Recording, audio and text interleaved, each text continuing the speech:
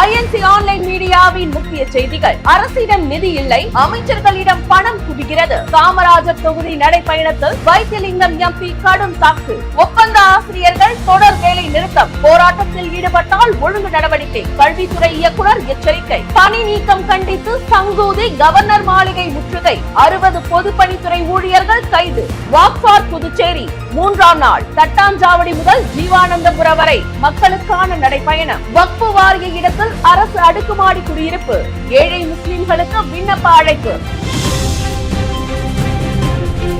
விரிவான செய்திகள். காமராஜர் தொகுதியில் நடைபெற்ற நடைபயணத்தின் போது புதுச்சேரி அரசிடம் நிதி இல்லை என கூறும் என்ஆர் பிஜேபி ஆட்சியை கடுமையாக வைத்திலிங்கம் எம்பி விமர்சித்தார். அரசு நிதி பற்றாக்குறை கூறினாலும் அமைச்சர்களிடம் பணம் கொட்டி கிடப்பதாக குற்றம் சாட்டினார். மக்கள் நலத்திட்டங்கள் புறக்கணிக்கப்படுகின்றன என்றும் அவர் சுட்டிக்காட்டினார். புதுச்சேரியில் ஒப்பந்த ஆசிரியர்கள் 2வது நாளாக தொடர் வேலை நிறுத்த போராட்டத்தில் ஈடுபட்டு வருகின்றனர். இந்நிலையில் போராட்டத்தை கைவிடாமல் தொடரும் ஆசிரியர்கள் மீது ஒழுங்கு நடவடிக்கை எடுக்கப்படும் என கல்வித்துறை இயக்குனர் கடும் எச்சரிக்கை விடுத்துள்ளார். இதனால் ஆசிரியர்கள் மற்றும் கல்வித்துறையில் பதற்றம் நிலவுகிறது. பணி நீக்கம் செய்யப்பட்ட பொதுப்பணித்துறை ஊழியர்கள் தங்கள் கோரிக்கைகளை வலியுறுத்தி சங்கூதி கவர்னர் மாளிகையை முற்றுகையிட்டு போராட்டத்தில் ஈடுபட்டனர். போராட்டம் தீவிரமடைந்த நிலையில் போலீசார் 60 பொதுப்பணித்துறை ஊழியர்களை கைது செய்தனர். இந்த சம்பவம் புதுச்சேரியில் பரபரப்பை ஏற்படுத்தியுள்ளது. வாக் ஃபார் புதுச்சேரி எழுச்சி நடைபயணத்தின் 3வது நாள் தட்டாஞ்சாவடியில் தொடங்கி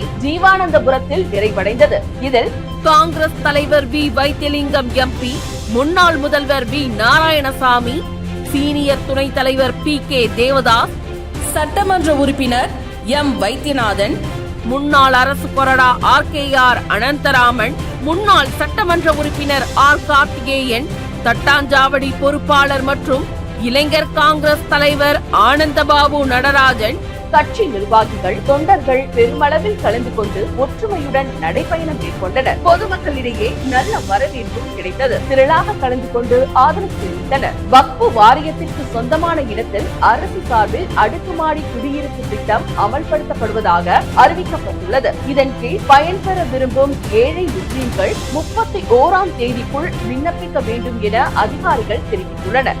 இந்த திட்டம் வீடற்ற குடும்பங்களுக்கு பெரும் நிவாரணமாக அமையும் என கூறப்பட்டுள்ளது. இத்துடன் ஐஎன்சி ஆன்லைன் மீடியா செய்திகள் நிறைவடைந்தன. வணக்கம். தொடர்ந்து செய்தியை பார்க்க ஐஎன்சி ஆன்லைன் மீடியாவுடன் இணைந்திருங்கள்.